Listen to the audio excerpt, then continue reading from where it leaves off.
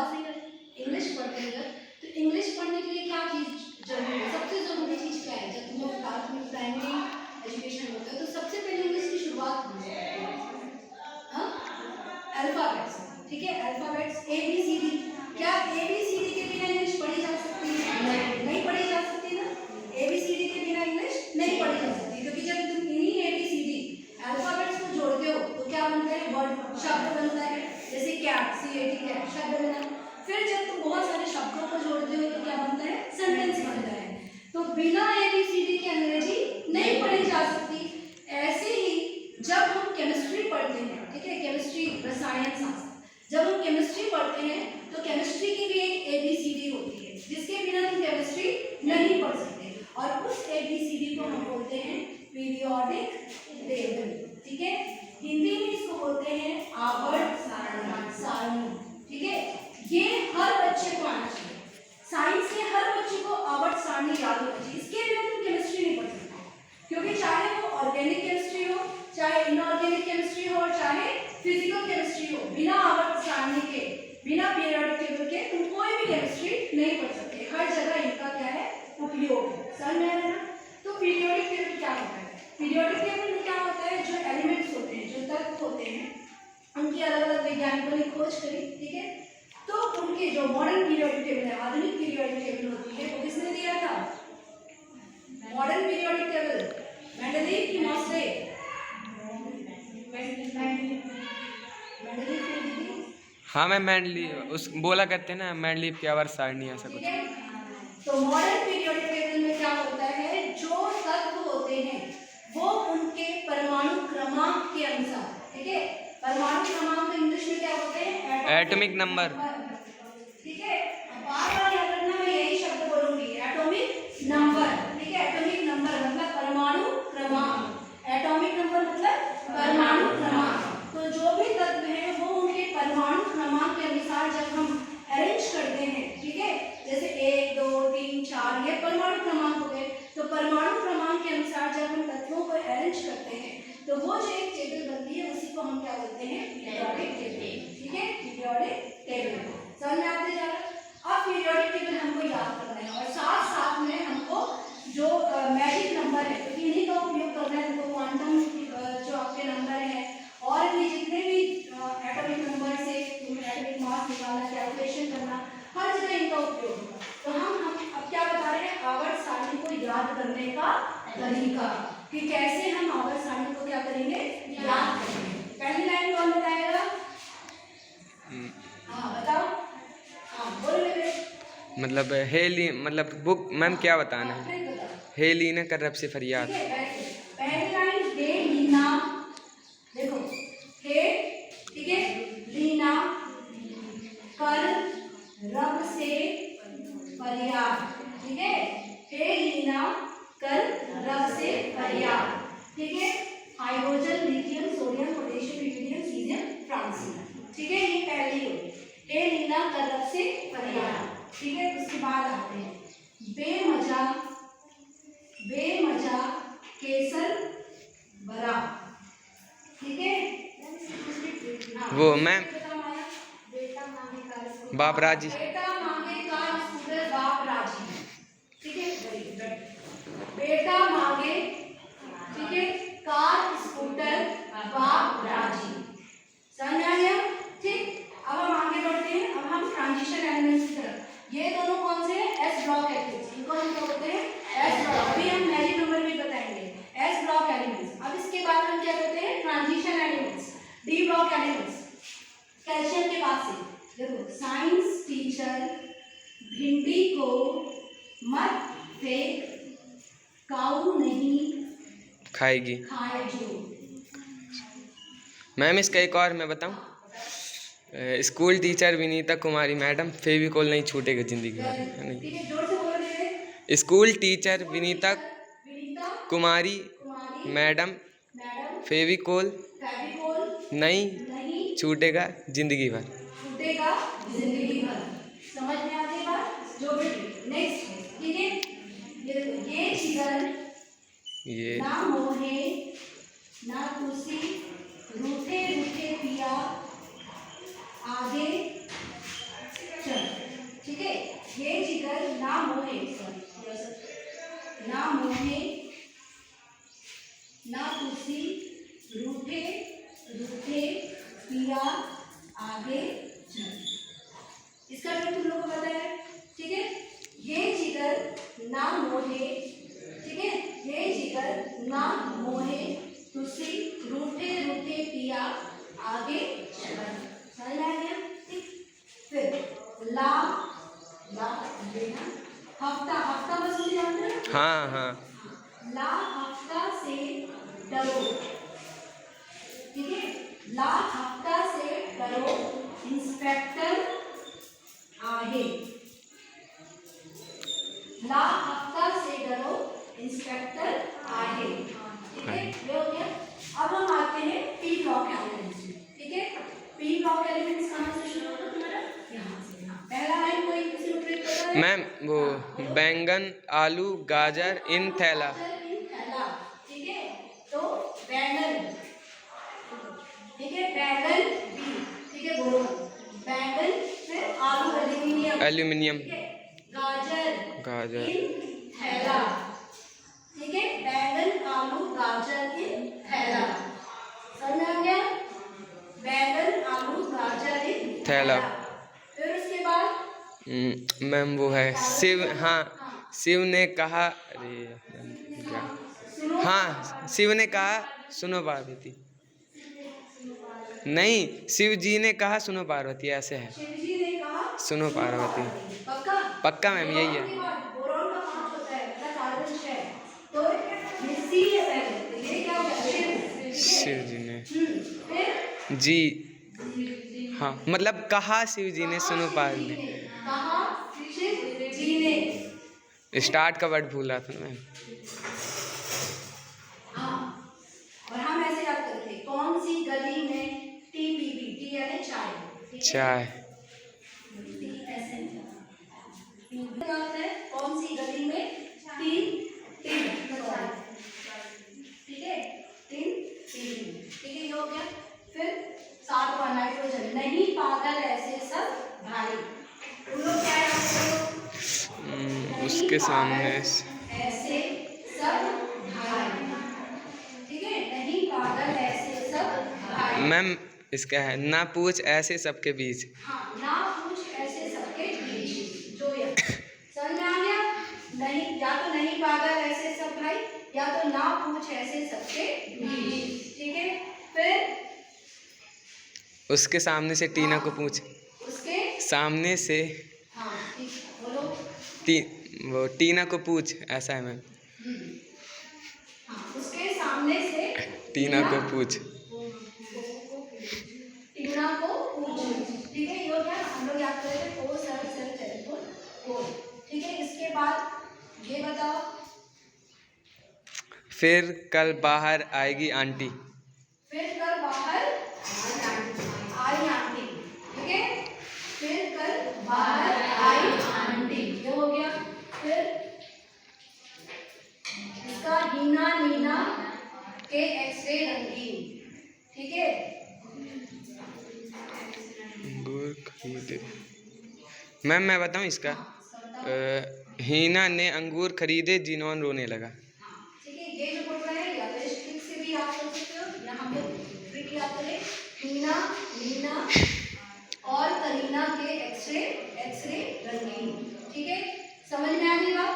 तो ये अभी हमने लैक्टोनेट्स और एक्टिनाइड्स को नहीं लिया, लेकिन समझ लो तुम लोग को इतनी पीरियोडिक टेबल भी याद हो गई ना, तो तुम लोग के हाथ में आज ही केमिस्ट्री आ गई। क्योंकि हम पीरियोडिक टेबल से देखो, एक तो सबसे पहले उसके एटॉमिक नंबर जान पाएंगे, ठीक है, परमाणु क्रमांक, परमाणु क्रमांक जान पाएंगे तो उसका हम इलेक्ट्रॉनिक विन्यास निकालना जान जाएंगे।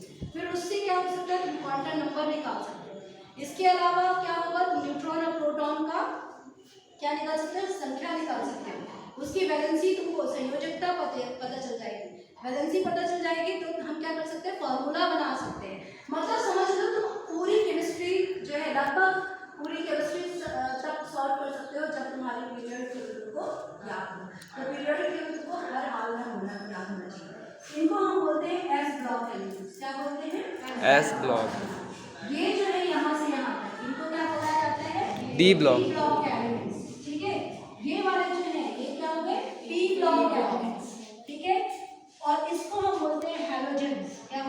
Halogens। और आखिरी वाले ये, इनको हम बोलते हैं इनर्ट एलिमेंट्स। ठीक है, इनर्ट एलिमेंट्स, नोबल गैस, या हिंदी में बोलते हैं निष्क्रिय धातु।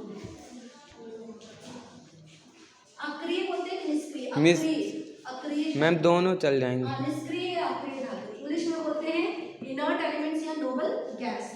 निष्क्रिय अक्रिय क्यों बोलते हैं? क्योंकि अभी हम देखेंगे इनका इलेक्ट्रॉनिक विन्यास निकाल, ये किसी के साथ रिएक्ट नहीं करते हैं। क्यों नहीं करते? क्योंकि इनका अष्टक क्या होता है? पूर्ण होता है। केमिस्ट्री में आधे से ज्यादा जो कहानी होती है वो अष्टक होती है। कोई भी चीज, हम कोई भी चीज बॉन्डिंग क्यों, अच्छा एक कॉमन सी बात है, हम जब किसी से दोस्ती करते हैं, आजकल तो दोस्ती मतलब से भी होती है, ठीक है, हम क्या करते हैं जब भी दोस्ती करते हैं या कोई भी रिश्ता होता है, चाहे पति पत्नी का हो, चाहे माँ बाप का हो, बेटा बाप का हो, कोई भी रिश्ता, उसमें क्या होती है? साझेदारी होती है ना।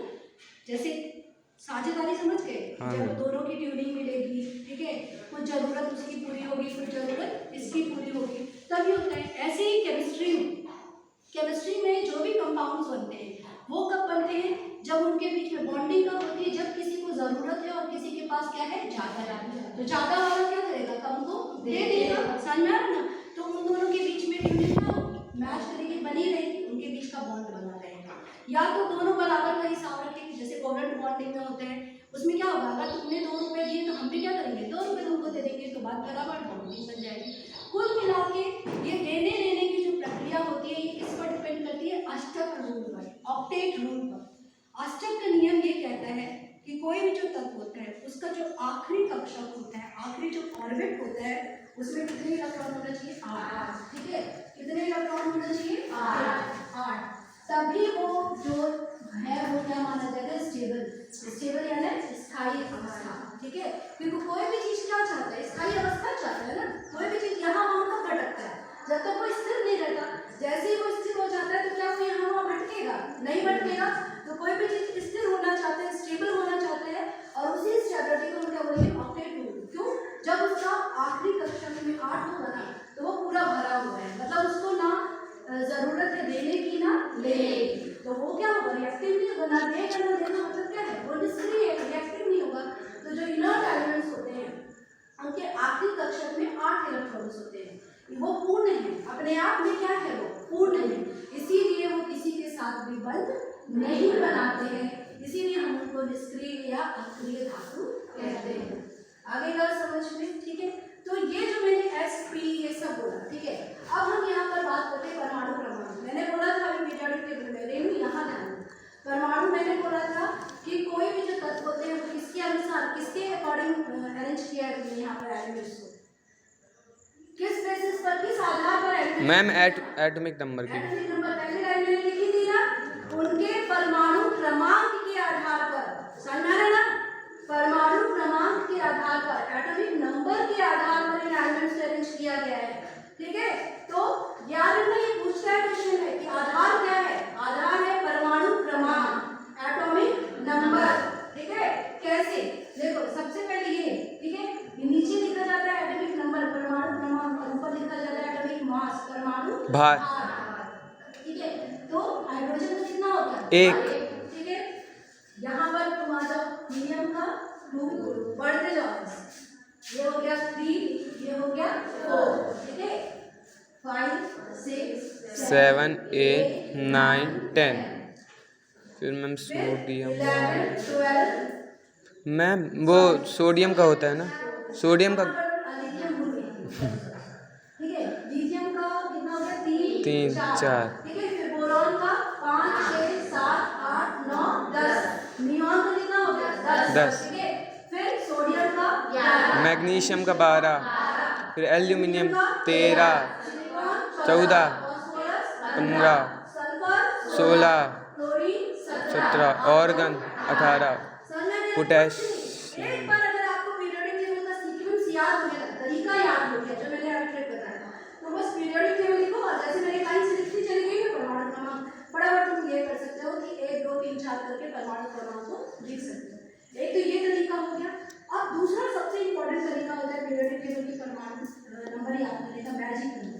इसको क्या बोला जाता है? Magic number. मैजिक नंबर देखो क्या होता है मैम 288 करके होता है। 2 8 8 फिर 18 32। ये है मैजिक नंबर, ठीक है। अब ये मैजिक नंबर का मतलब क्या होता है? मैंने बोला 2, 8, 8, 18, 18, 32। पहला क्या है? हाइड्रोजन। पहला क्या था? हाइड्रोजन। हाइड्रोजन का परमाणु क्रमांक क्या था? 1। क्या था? 1। अब मैंने मैजिक नंबर में पहला क्या नंबर यूज किया है? 2। तो 1 में तुम कितना जोड़ोगे? 2। तो कितना होगा? 3। अब वो तो 1 में तुमने 2 जोड़ा तो क्या हो गया? 3। दूसरा मैजिक नंबर क्या है? 8। तो 3 में 8 जोड़ो 11। 11। समझ में आ रहा ना? फिर तीसरा मैजिक नंबर क्या है? 11 में भी 8 जोड़ दो। तो 11 में 8 जोड़ोगे? 19। 19 हो गया। 19 में अब क्या जोड़ना है? जोड़ो, कितना होगा?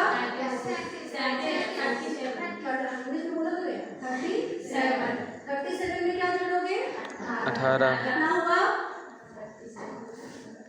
37 प्लस 18 कितना हुआ? 55 मिला लेना, यही होगा एटॉमिक नंबर। अब 55 में 32 ऐड करो। मैम 87। बस यही है। ये हमने कितनी आसानी से क्या किया? एटॉमिक नंबर पूरे एलिमेंट्स का क्या कर दिया? निकाल दिया। बस ये तुमको तरीका है। हाइड्रोजन बस का तुमको पता हो ना, फटाफट तुम निकाल लो इस तरीके। समझ में आ गया? हमने क्या किया? बस इनको क्या कर दिया? इसकी सीक्वेंस से जोड़ दिए जाए। दूसरे में अपन ट्राई करते हैं, यहाँ पर देखो बेरिलियम कितना है? 4। अब 2 तुम ऐड करोगे नहीं क्योंकि ये पहले ही 4 है, 2 से बड़ा है। तो तुम 4 में क्या ऐड करोगे? 8। तो कितना होगा? 12 में 8 20। तो कैल्शियम का कितना हो गया? 20। करते जाओ। 20 में 18 38 38 में 18 56 56 में 32 88। समझ में आ गया तरीका? बस इसी तरीके से तुमको ऊपर वाला बस एटॉमिक नंबर याद हो, तुम फटाफट इसमें 2, 8, 8, 18, 18, 32 ऐड कर दे तो तुमको ये परमाणु क्रमांक मैम जिसका 32 से ज़्यादा एटॉमिक नंबर है फिर कैसे निकालेंगे? उसका भी मैं तरीका बताऊंगी। ठीक है, समझ में आ गया ना? समझ में आ गई बात? ठीक। तो एक तो ये देखो, एक तरीका ये हो गया मैजिक नंबर से, ये तरीका ज़्यादा आसान है। और दूसरा तरीका मैंने जो बताया, एक लाइन से क्या करो, लिखते चले जाओ, पीरियडिक टेबल को लिख लो पहले, और फिर एक लाइन से क्या करो, 1, 2, 3, 4 करके तुम परमाणु क्रमांक पूरा लिख सकते हो। आ गई बात समझ में? परमाणु क्रमांक हमको पता होना चाहिए। ठीक है। अब हम बात करते हैं मैजिक नंबर के। तुम लोग को समझ में आ गया सबको कि कैसे हमने परमाणु क्रमांक निकाला? समझ में आ गया? अब ये 2-3 बच्चे मुझे बताएंगे, उसके बाद फिर हम आगे बढ़ते हैं। अब मान लो मैंने टाइटेनियम का लिखा कितना होता है? 24। समझ में आ गया? मान लो मैंने यूरेनियम का लिखा 39। ठीक है। और मान लो यहाँ पे मैंने कैडमियम का कितना लिखा? 46। ठीक है। चलो अब मुझे एक एक करके सलाह सबसे पहले तुम बताओ इन दोनों का एटॉमिक नंबर जिर्कोनियम का ऑक्सीजन का क्या होगा? देखते हैं तुमको कितना समझ में आया। 24 इसका।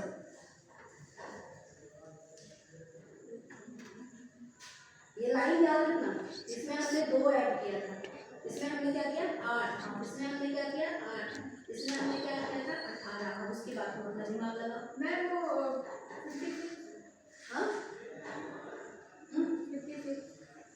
56 कैसे होगा? मैं 24 को किससे तुमने ऐड किया? 32 से क्यों ऐड किया? 24 को किससे ऐड करेंगे शिवानी? 18 से करेंगे ना। ये वाली लाइन में तुमने अभी 32 कौन सी लाइन में ऐड किया? ये वाली लाइन में ऐड किया था ना। समझ में आ रहा है ना? ये वाली लाइन में तुमने 30 ये ऐड किया। न्यूट्रियम इसमें क्या होगा? 18 ऐड करेंगे तो 39 प्लस 18 कितना होता है? 39 प्लस 18 57 नहीं आएगा क्योंकि देखो 55 56 57। ये वाली लाइन में 32 ऐड करनी है। तब मैंने तुमको कभी बताया ना, ये वाली लाइन में क्या ऐड करोगे? 2। ऐसे ही याद रखो। इसमें क्या करें? 8, इसमें 8, इसमें 18, इसमें 32। समझ में आ गई बात? सबको समझ में आ गया? बैठो बैठो। तुम करो। चलो 24 इन दोनों को बता ऐड करो। मैं लिख भी दी वहाँ क्या क्या ऐड करें, फटाफट करो। बनता है ना प्लस करते जोड़ते बनता है, बोलो इसका कितना होगा। ऐसे काम नहीं चलेगा भाई, बोलो 24 से यहाँ पर क्या होगा, तो कोई मतलब नहीं है तुम लोग तीनों में से बोलो क्या होगा यहाँ पर 42 होगा। 24 में तुमने क्या ऐड किया है, 18 प्लस 24 कितना होता है 42 होता है। कहाँ गया तो मैं बात लिख रहा था वहाँ पर। ये तो सही है, 23 और 24 नहीं मैं 22 आया 21 और 22 ठीक वेरी गुड। स्टैंडिंग का 21 क्योंकि 20 था, 20 के बाद क्या हुआ 21 के बाद 22 वेरी गुड ठीक है। 22 हमने किससे ऐड किया था 18 से ठीक है, तो 22 को जब 18 से ऐड करेंगे कितना हो जाएगा 40 समझ आ गया था। और 40 को 18 से ऐड करेंगे तो 58 ये हो गया नहीं समझ आ गया ये चीज ठीक है। तो इस तरीके से हम किसी का भी परमाणु क्रमांक निकाल सकते हैं। ये याद रखना कहाँ पे क्या ऐड करना है, अपने मन से नहीं करना। ये वाली लाइन में 2 ऐड करने हैं, ये वाली लाइन में 8 फिर 18 फिर 32 लास्ट वाली लाइन में 32 ठीक है। ये मैजिक नंबर 2 8 8 18 18 इससे हम क्या कर सकते हैं परमाणु क्रमांक निकाल सकते हैं। अब आखिरी परमाणु क्रमांक जब हम निकाल लेते हैं ठीक है, उसके बाद हमने बोला कि तुम आधी केमिस्ट्री सॉल्व कर सकते हो जब परमाणु क्रमांक। अब हमने यहाँ पर बोला था कि ये एस ब्लॉक एलिमेंट्स है, मैंने बोला ये डी ब्लॉक एलिमेंट है, उसको क्या बोला पी ब्लॉक ठीक है, एफ ब्लॉक नीचे देखा। अब एस पी डी का मतलब क्या होता है, क्यों हम इनको एस ब्लॉक पी ब्लॉक या डी ब्लॉक एलिमेंट्स बोलते हैं। देखो जैसे हम कोई सबसे सिंपल उदाहरण देते हैं सोडियम ठीक है, सोडियम का परमाणु क्रमांक क्या रहता है 11 रहता है ना, क्या रहता है 11। तो हम इसका इलेक्ट्रॉनिक विन्यास लिखेंगे, क्या लिखेंगे 2 8 1 ऐसे लिखते थे यस मैम 10वीं तक, लेकिन 11वीं वाले बच्चे अगर ऐसे बताएंगे तो सही नहीं रहेगा। तुम लोग को ऑपा प्रिंसिपल पढ़े ना, ऑपा का सिद्धांत मैम 1s2 2s2 करके वो उसके हिसाब से तुमको बता रहे थे इलेक्ट्रॉनिक विन्यास। 11वीं वाले बताओ 1s2 2s2 2p6 ऐसा 1s2 2s2 और 4 3s1 2 2 4 6 10 समझ में आ गई। और ऑपोजिट ट्रांसफर ट्रिक मैंने तुम लोग को बताया था क्या होता है सीनियर सुपरिटेंडेंट ऑफ पुलिस ये देखो हाँ senior superintendent of police Surya Prakash Shukla Delhi public school फिर डीपीएस और फील्ड बताइए थी ये तरीका तुम लोग को ये याद करना है। तो 1s 2s 2p 3s 3p 4s 3d 4p 4p 5s इस तरीके से तुम आगे बढ़ते चले जाओ। तो s में तुम मैक्सिमम कितने इलेक्ट्रॉन भर सकते हो 2 ठीक है, s में कितने भर सकते हो 2 ठीक है। उसके बाद p में 6 d में 10 f में 14 है ना, इतने ही मैक्सिमम भर सकते हो। तो इसके अनुसार हम इलेक्ट्रॉनिक विन्यास लिखते हैं ठीक है। तो s में तुम कितना भरोगे 2 से ज्यादा नहीं भरोगे तो 2 भर दिया। फिर s में कितना भरोगे 2 p में कितना भरोगे 6 2 2 4 6 10 और 11। तो आखिरी जो इलेक्ट्रॉन है वो किस ऑर्बिटल में है s में, इसीलिए इसको हम क्या बोलते हैं s ब्लॉक। आखिरी इलेक्ट्रॉन जिस भी ऑर्बिटल में जाएगा s में चाहे p में चाहे d में चाहे f में जिसमें गया वो उसी ब्लॉक का एलिमेंट है। यदि आखिरी इलेक्ट्रॉन s में गया तो s ब्लॉक है, यदि आखिरी इलेक्ट्रॉन p में गया तो p ब्लॉक है। उदाहरण देते हैं p ब्लॉक एलिमेंट का, कोई भी एलिमेंट बताओ जो पसंद हो पी का पी ब्लॉक एलिमेंट बताओ कोई सिलिकॉन होगी। चलो सिलिकॉन का कितना होगा परमाणु क्रमांक? क्या मैम? सिलिकॉन का 14 14 कितना हो गया? 14। अब देखो इसी के अनुसार बोलो बोलो 1s2 2s2 2p6 और 3s2 और 3p3 होगा मैम शायद। बीएस के बाद क्या हो जाएगा? 3 होगा मैम और 10 12 4 मैम 3p4 अरे मैम 14 है 12 हो गया।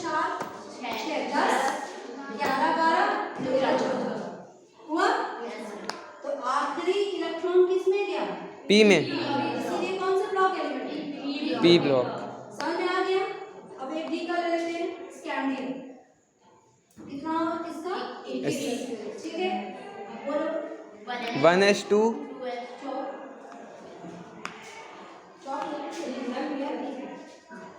बोलो क्या है?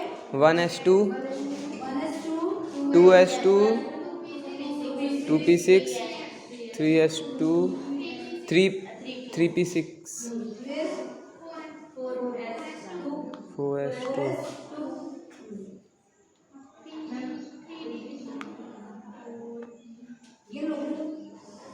4 10 12 18 मैम 20 हो गए हैं।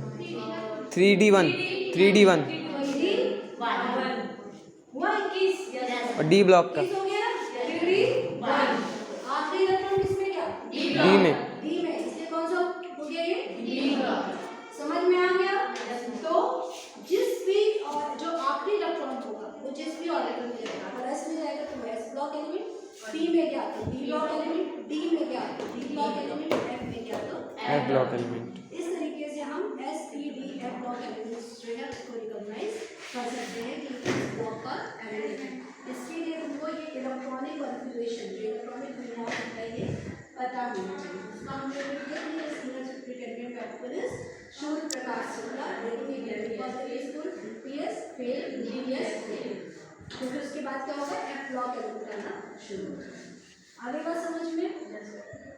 ठीक है।